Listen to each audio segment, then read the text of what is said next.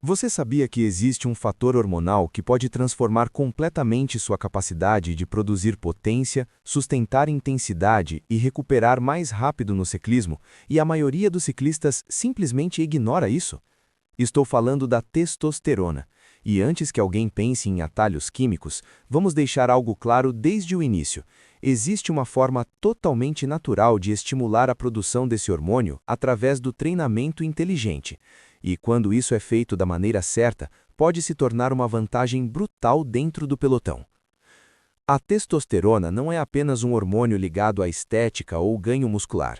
Dentro da fisiologia esportiva, ela influencia diretamente força, capacidade neuromuscular, recuperação, produção de hemoglobina e até motivação competitiva. Ou seja, quando seus níveis estão bem regulados, seu corpo literalmente funciona melhor em esforço. Agora vem a parte que muita gente não sabe. Certos tipos de treinamento estimulam a produção hormonal de forma muito mais eficiente do que outros, e o ciclismo, quando estruturado corretamente, pode ativar esse processo. Primeiro ponto: intensidade estratégica. Treinos intervalados de alta intensidade, especialmente aqueles próximos ou acima do limiar anaeróbio, estimulam fortemente o sistema hormonal. Quando você executa blocos curtos de esforço máximo, o organismo responde liberando catecolaminas e estimulando o eixo hormonal responsável pela produção de testosterona. Na prática, isso significa incluir sessões com acelerações curtas, sprints e ataques explosivos. Não estamos falando de pedalar sempre forte. Estamos falando de estímulos intensos bem posicionados dentro da semana. Por exemplo, sessões com sprints de 10 a 20 segundos, repetidos após recuperação adequada, ativam fortemente o sistema neuromuscular. Isso melhora o recrutamento de fibras rápidas e aumenta a capacidade de gerar torque no pedal. E aqui está algo importante: esses treinos não precisam ser longos para serem eficientes. Na verdade, estímulos curtos e intensos costumam gerar respostas hormonais mais fortes do que treinos muito longos e desgastantes. Agora vamos para o segundo ponto, que muita gente ignora completamente: treinamento de força. O ciclismo sozinho não maximiza o estímulo hormonal. Quando você inclui exercícios multiarticulares como agachamento, levantamento terra, a fundo e variações de força específica para ciclismo, o corpo responde com um aumento significativo na atividade do sistema hormonal. Isso ocorre porque esses exercícios recrutam grandes grupos musculares ao mesmo tempo. Quanto maior o recrutamento muscular, maior o estímulo fisiológico. E é exatamente por isso que ciclistas que treinam força frequentemente conseguem produzir mais watts mesmo sem ganhar muito peso corporal. O sistema neuromuscular se torna mais eficiente. Agora vamos falar de algo que pode destruir completamente sua testosterona: excesso de volume. Isso pode parecer contraintuitivo, mas treinar horas e horas todos os dias sem recuperação adequada pode reduzir os níveis hormonais. Quando o corpo entra em estresse crônico, o cortisol sobe e o equilíbrio hormonal é prejudicado. Treinar muito não é o mesmo que treinar bem. Ciclistas inteligentes equilibram sessões de intensidade com dias de recuperação ativa. Isso permite que o sistema hormonal responda positivamente ao treinamento. Agora vamos para o terceiro fator que influencia diretamente a testosterona no ciclismo: sono. Grande parte da produção hormonal ocorre durante o sono profundo. Se você dorme pouco ou dorme mal, seu corpo simplesmente não consegue produzir hormônios em níveis ideais.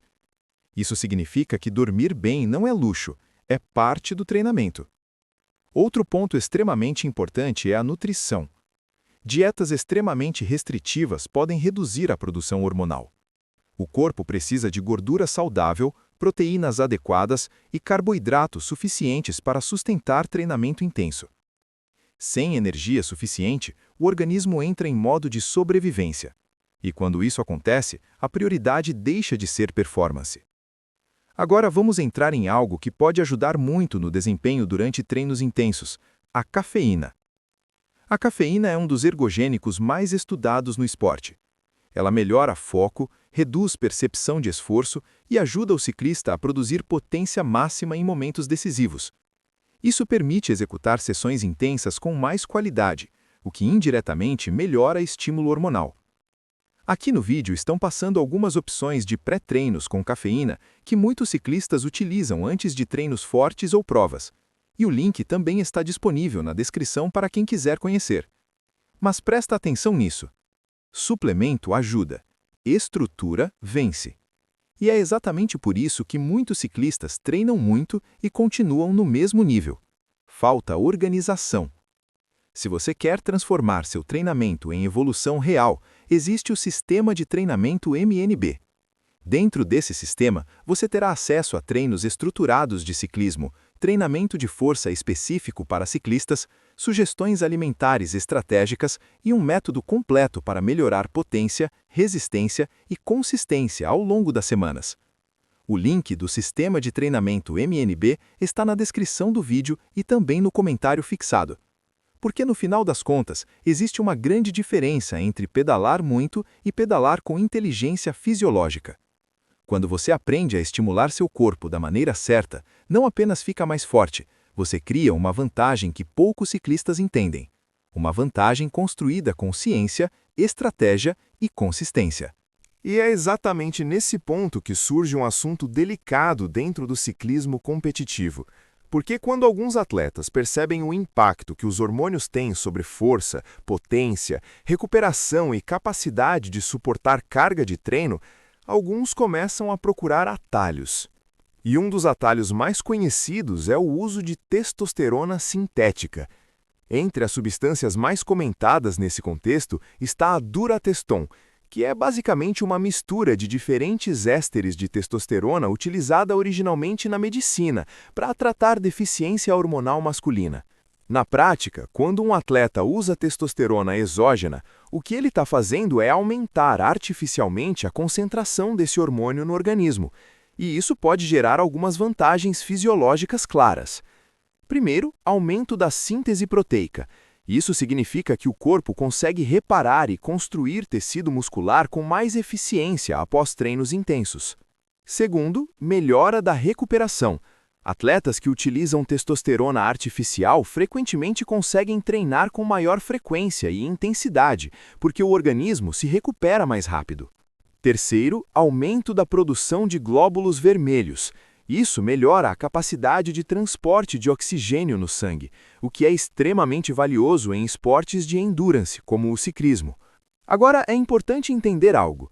O uso dessa substância com finalidade de performance esportiva é considerado doping e é proibido por todas as federações esportivas e pela Agência Mundial Antidoping. Mesmo assim, historicamente, muitos atletas já tentaram usar esse tipo de recurso para obter vantagem. Normalmente, esses atletas utilizam protocolos chamados de microdosagem ou ciclos hormonais. A ideia é manter níveis hormonais elevados sem gerar alterações muito evidentes nos exames antidoping. Esses protocolos variam bastante, mas geralmente envolvem aplicações semanais ou quinzenais em quantidades que tentam manter níveis acima do normal sem provocar picos exagerados. Alguns também combinam testosterona com outras substâncias que mascaram ou equilibram certos efeitos colaterais. Agora vem a parte que muitas pessoas ignoram quando veem esse tipo de estratégia.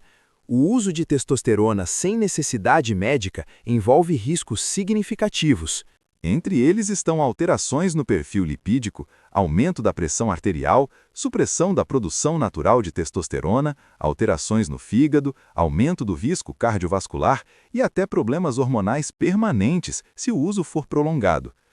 Outro problema sério é que quando o organismo recebe testosterona externa, ele reduz ou até interrompe a produção natural do hormônio. Isso significa que quando o atleta para de usar, muitas vezes o corpo entra em um período de deficiência hormonal. Alguns indivíduos passam por terapias chamadas de recuperação hormonal para tentar reestabelecer o eixo hormonal natural. Além disso, existe o risco esportivo. Atletas profissionais podem sofrer suspensão de competições, perda de títulos e danos permanentes à carreira quando flagrados em exames antidoping. Por isso, muitos atletas que valorizam carreira longa e saúde preferem buscar vantagem através de estratégias naturais.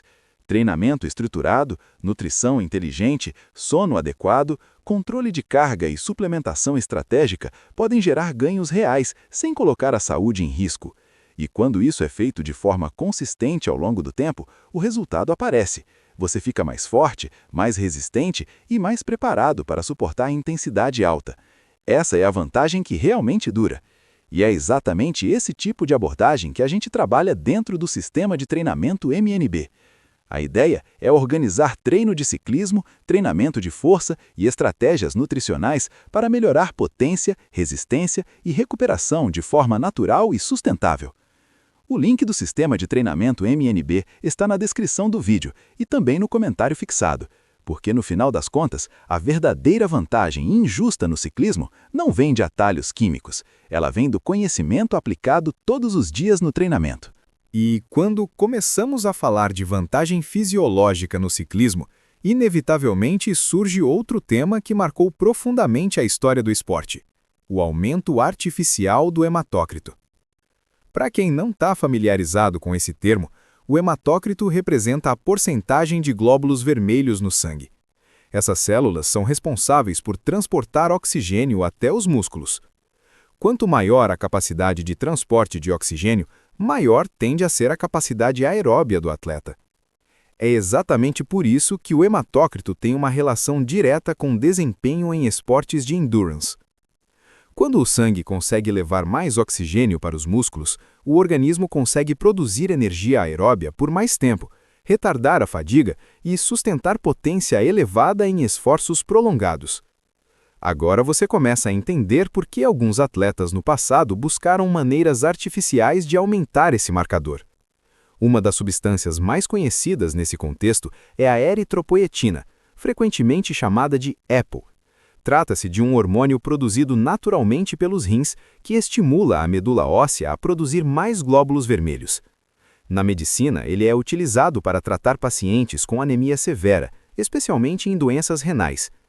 Mas no esporte de endurance, seu uso ilegal ficou famoso porque pode aumentar significativamente a concentração de glóbulos vermelhos. Na prática, isso eleva o hematócrito e melhora a capacidade de transporte de oxigênio no sangue. Com mais oxigênio disponível, o atleta consegue sustentar intensidade aeróbia maior por períodos mais longos. Isso pode gerar ganhos importantes em potência aeróbia e no famoso VO2 máximo. Historicamente, alguns atletas utilizaram protocolos clandestinos envolvendo aplicações periódicas de EPO para elevar gradualmente o hematócrito. A ideia era aumentar o número de glóbulos vermelhos sem ultrapassar níveis que chamassem atenção em exames. Alguns também utilizaram métodos conhecidos como transfusão sanguínea, onde o próprio sangue do atleta era coletado semanas antes e depois reinfundido próximo à competição. Esse processo também aumenta temporariamente a concentração de glóbulos vermelhos. Agora vem o ponto que muita gente não entende quando ouve falar dessas práticas. Aumentar artificialmente o hematócrito também aumenta a viscosidade do sangue. Em outras palavras, o sangue fica mais espesso. E isso pode gerar riscos sérios.